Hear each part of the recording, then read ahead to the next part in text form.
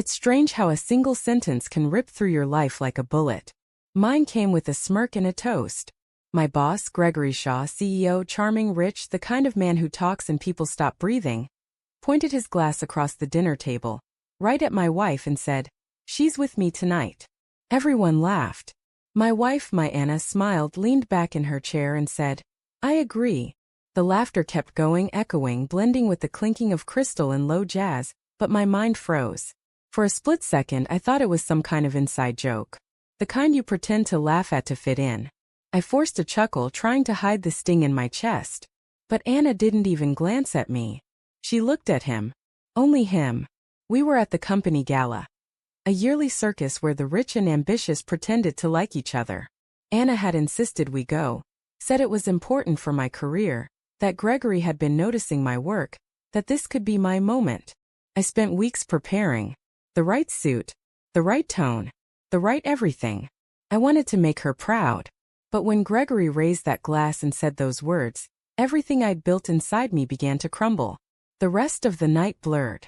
I remember Anna's laugh, sharp and bright like glass breaking. I remember Gregory's hand brushing her shoulder when he passed behind her chair. I remember her not moving away. I remember feeling like an outsider at my own table. When I tried to talk to her later, she said, "Oh, come on, don't be dramatic. It was a joke." A joke. Maybe it was.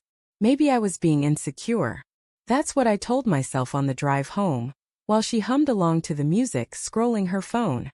But the image wouldn't leave me, her smile, his smirk, the way their eyes found each other across the room like something already decided. I barely slept that night. Over the next few days, things started clicking in ways I didn't want them to. Gregory started calling me into his office more often, but not for work. "How's Anna?" he'd ask casually, flipping through papers. "She's lovely. You're lucky, you know." I'd smile and say, "Yeah, I know."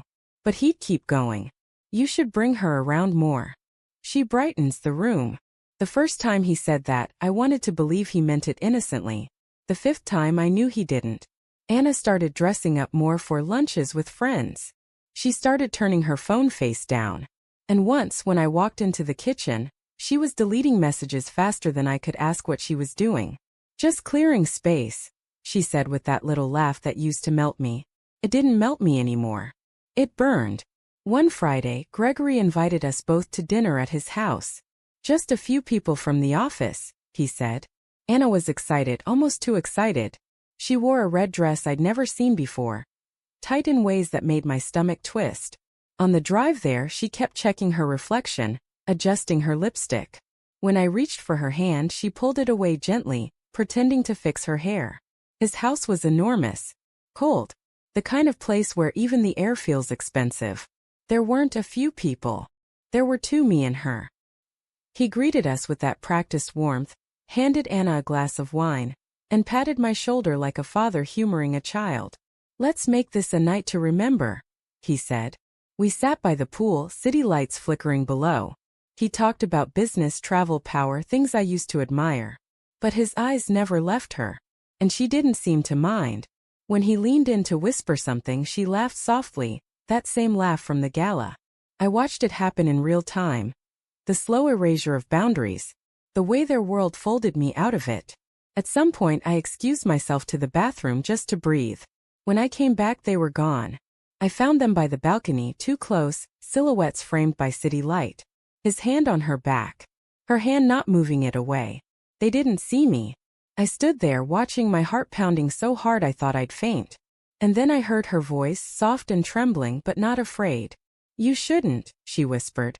He said, "Then tell me to stop." She didn't. I left without a word. Drove aimlessly until dawn. When I got home, she was already there, pretending to be asleep. I stared at her for a long time, wondering when she stopped being mine.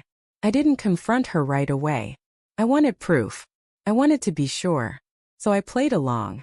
I smiled. I kissed her cheek before work. I made her breakfast on Sundays. And every day I watched.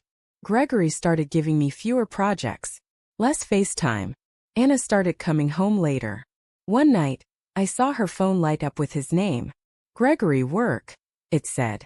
She saw me see it. Her face went pale. "He was just asking about your proposal," she lied. Then call him back, I said quietly. Her lips parted but no sound came. That silence told me everything. That's when my revenge began. Not the loud kind, not the kind with shouting or broken dishes. The quiet kind. The patient kind. I started documenting everything. Every message she deleted. Every night she came home late. Every business trip he recommended I skip. I sent anonymous tips to HR about Gregory's inappropriate conduct. I forwarded his late-night messages to the compliance team from a fake email I made. I didn't need to expose Anna, not yet. She was already digging her own hole. 3 months later, he was under investigation for misconduct. 2 more, and he was taking a leave of absence. When the board announced his suspension, Anna found out the same way everyone else did. Through the news alert that flashed on her phone. She looked at me, stunned, pale, her eyes searching mine for something. I gave her nothing. That night she finally confessed. She cried, begged, said it was a mistake, said she thought he loved her, said she didn't know why she did it. She said all the things I used to imagine she'd say, only I felt nothing hearing them. Not rage. Not sadness. Just a hollow sort of relief. You ruined him, she whispered when she realized what I'd done. I nodded. No, I said quietly. He ruined himself. You just helped. She moved out 2 weeks later. I didn't stop her. I didn't chase her. I didn't even watch her leave. I just sat at the kitchen table, listening to the sound of drawers closing, bags zipping, doors creaking. Each sound was another nail sealing a coffin I'd been living in for months. Sometimes late at night I still think about that gala. About how different things might have been if she'd looked at me instead of him. If I'd taken her hand and walked out right then, instead of staying to laugh along. Maybe that was my mistake. I kept trying to save something that was already ashes. Few weeks ago I saw her again. At a cafe downtown.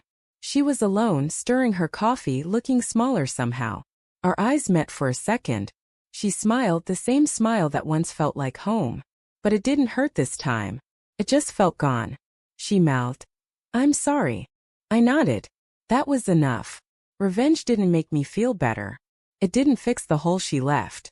It didn't give me closure. It just gave me silence. And in that silence I learned the hardest truth of all. Sometimes the person you'd burn the world for is the one holding the match.